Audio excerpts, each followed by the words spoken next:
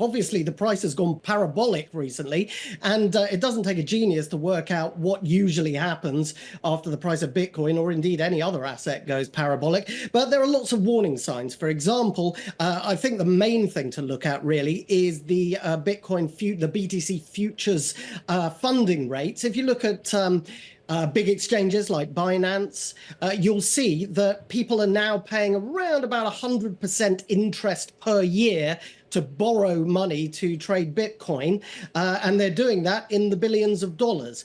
Whenever that has happened, historically, we tend to get a big correction. Now, already, as we're speaking, we've seen a correction already from 69,000 down to 65,000 already today. I've been watching those funding rates to see if they're adjusting. They have come down ever so slightly, but they're still at very elevated levels. So I would say my short-term outlook is that perhaps we get another big surge to take us resolutely above that all-time high, but at some point in the not too distant future, I think we're going to see one of them big flash crashes at the very least. Glenn, how do you think about the nature of leverage in the system now as opposed to when you saw it the last time around that really drove many companies into bankruptcy? Do you think that the leverage that is built into the system now is unsustainable?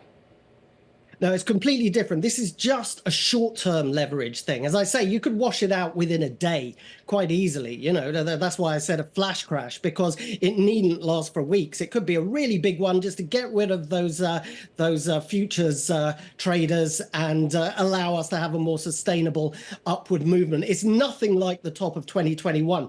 Big difference? Yes, we have got a lot more institutional money now, thanks to those Bitcoin ETFs. But what we don't have is the return of the retail traders. You remember it was during the pandemic, everybody was at home trading Bitcoin, all the ordinary people. The ordinary people have gone and they have not returned yet. But now, of course, we have the big headline, Bitcoin reaches all-time high. And that in itself is bound to attract a lot of new retail interest in the coming weeks and months, which will probably in the longer term, push the price higher.